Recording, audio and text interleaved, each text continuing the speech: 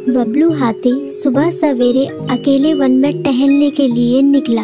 वह अपने ही धुन में चला जा रहा था। लगता था उसके दिमाग में कोई उलझन है जिसे वह सुलझाने की कोशिश कर रहा था। सड़क पर आगे बढ़ते ही उसके सामने चीकू खरगोश भागा। बबलू का पैर उसके ऊपर पड़ने ही वाला था कि चीकू जोर से चिल्लाया। उसकी आवाज सुनकर बबलू ने अपना पैर पीछे खींच लिया। कहाँ खोए हो बबलू भाई? कहीं नहीं, बस कुछ ऐसे ही सोच रहा था। किस बारे में? तुम जानकर क्या करोगे? शायद मैं तुम्हारी कुछ मदद कर सकूं। तुम तो जानते हो आजकल वन में कितनी चोरियां हो रही हैं, पर चोर का कोई अता पता ही नहीं है। इस बात को लेकर वन के सारे प्राणी चिंतित थे। वे वहाँ खुद को सुरक्षित महसूस नहीं कर रहे थे। अरे चीकू भाई, हम मजबूर हैं। हम चोर को पकड़ ही नहीं पा रहे हैं। वह बहुत चालाक है और अपने काम को बड़ी कुशलता से अंजाम दे रहा है। कहीं कोई सबूत ही नहीं छोड़ रहा।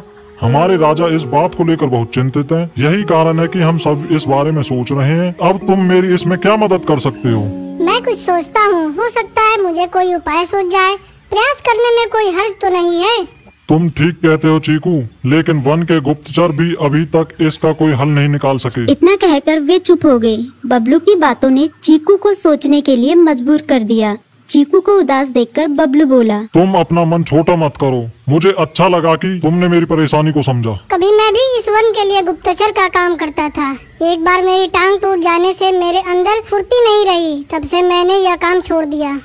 चीकू, तुम चाहो तो यह काम दोबारा कर सकते हो। वन के प्राणी ज्यादातर दिन में भोजन की तलाश करते हैं, वे रात को आराम करते हैं। तुम दिन रात दोनों में ही भोजन की तलाश में निकल सकते हो सकता है रात को तुम्हें कुछ ऐसी बातों का पता चल जाए जो हमारे काम की हो।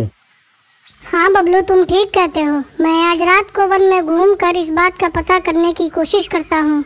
थोड़ी देर बातें करके चीकू अपने बिल की ओर बढ़ गया और बबलू अपने रास्ते चला गया।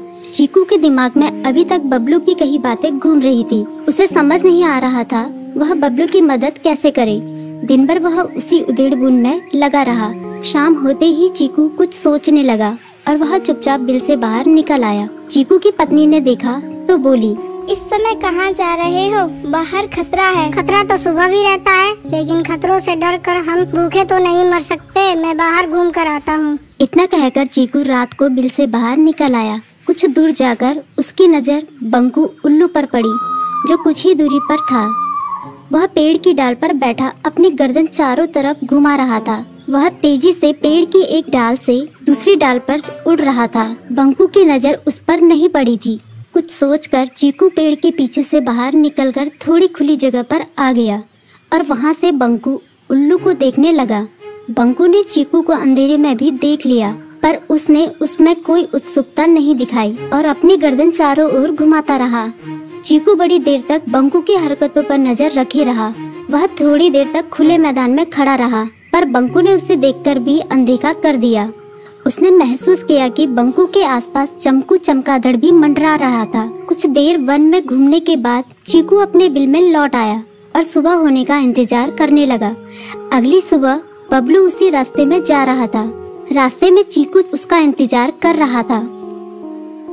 आज बड़ी जल्दी आ गए बबलू। हाँ, आजकल मुझे चिंता की वजह से नींद नहीं आती। कोई नई खबर है क्या? यकीन से तो मैं नहीं कह सकता, पर मैं तुम्हें ऐसे प्राणी का नाम बता सकता हूँ जो शायद चोरों की मदद कर रहा है। कौन है वो?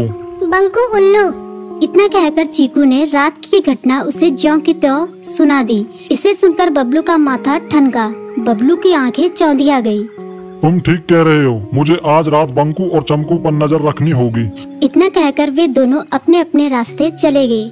बबलू रात को अपने साथियों के साथ बंकू पर नजर गड़ाए रहा। उसकी संदिग्ध गतिविधियों को देखकर बबलू ने उसे उसके साथियों चंकी और संकी लोमड़ के साथ पकड़ लिया। बबलू ने सख्ती से पूछताछ करनी शुरू कर दी। तुम इस समय बंकू चमकू के साथ क्या कर रहे हो? हम चारों दोस्त हैं, इसलिए साथ बैठकर बातें कर रहे हैं।